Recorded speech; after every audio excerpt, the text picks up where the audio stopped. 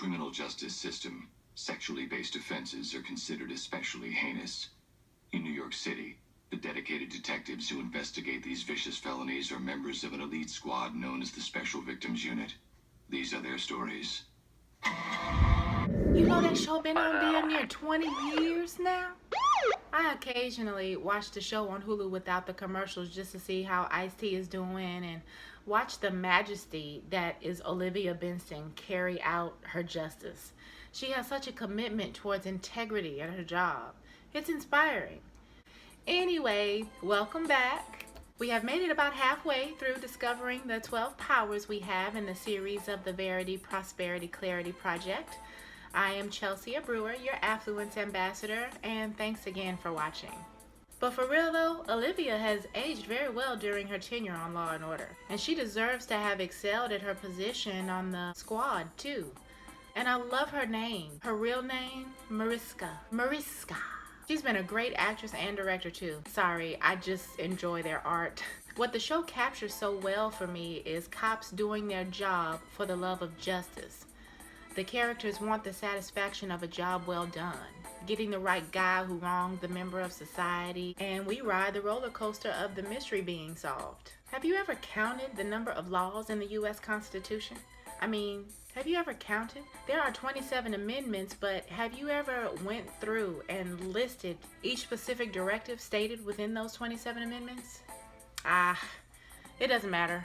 Because if you understood the treason that's going on and been going on since the 1800s, you wouldn't read it either. When you study commercial law, maritime law, and contract law like I have, you'd understand the verity of the information I just dropped. If you're one of the awakened and conscious folk, you may have an idea.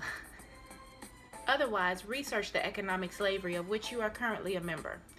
You don't have to take my word for it. Lucky for us all, there's an internet search engine at everyone's fingertips nowadays. Okay, so maybe you haven't gone through the U.S. Constitution. What about your state's constitution? Have you read up on how many laws are in there? I live in Texas and there are almost 500 statutes we have to obey. But Alabama has over 800 legal statutes. Going back further than the 1800s, the Mosaic Law, they only had 10 laws. But yet the Levites and the Pharisees took it upon themselves to create over 600 laws for their lands, 40 against the Sabbath alone. It has been said the church and state are separate, but I think the government has taken a page from the book of the Levites in making rule upon rule upon rule to control the people in the name of order. And you know, if church and state are separate, why do these Federal Reserve notes have on them printed "In God We Trust"? And why do we swear the truth on the Bible in a court of law? And why does Washington, D.C.'s land map mimic the heavens? Now, up to this point, in this video alone, that makes 6 pieces of knowledge I have given for you to research, if you're serious about becoming fully aware. If you're truly conscientious about being conscious and woke. But back to my point.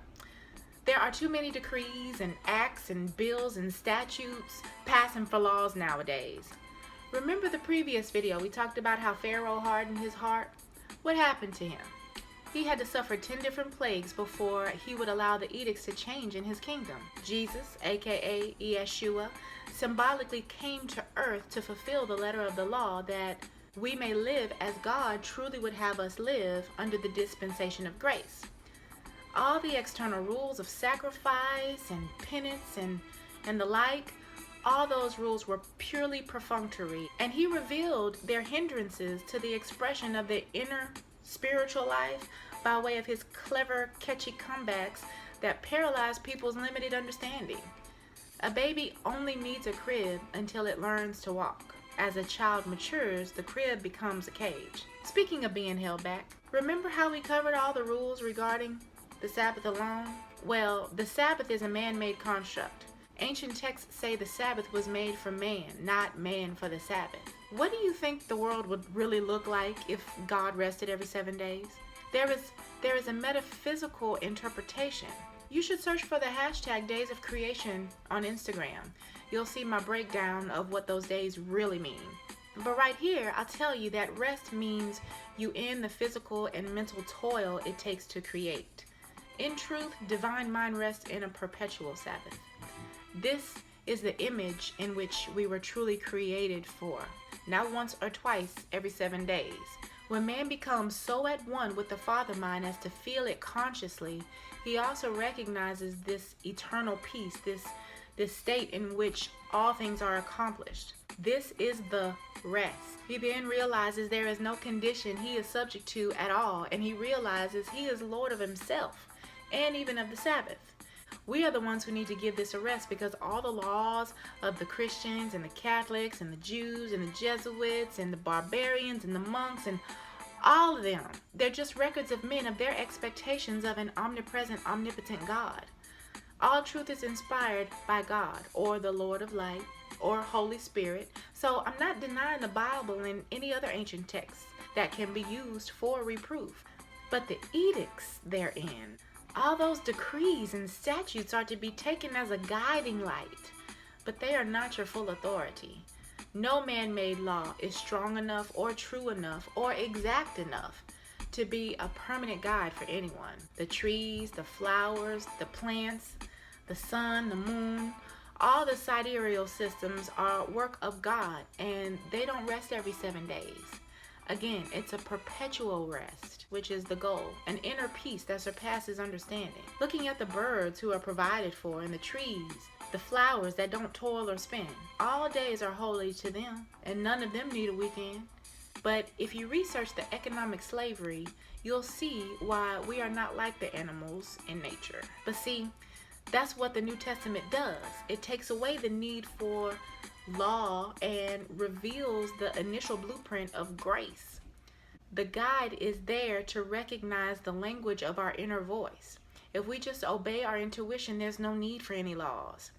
If we weren't forced to spend the one and only holy day in church, one and only, we'd enjoy holy days. But since it feels like an obligation to get a blessing in a week, we begrudgingly go. You know you ain't doing nothing but wasting your time if that's how you feel going, right? We need to realize all of the 7 days are holy. There's not just one like we've been misled to believe. Why did we just accept one holy day if God is holy? Everything he does is holy, so every day is a holy day. Every day is a holiday. And a little secret, when we acknowledge the presence within, we ourselves become holy. So if you want to get into deeper touch with the holiness that you are, with your higher self, your God self, then there are affirmations and guided meditations for those exclusively within our Affluence Alliance. There's more on affirmations in the next video, as we will be discussing power. Following the guiding light in the comments, you'll see how to access our program, and over a 21-day period, increase your divine self-awareness and remove the need for any man-made laws from your worship experience.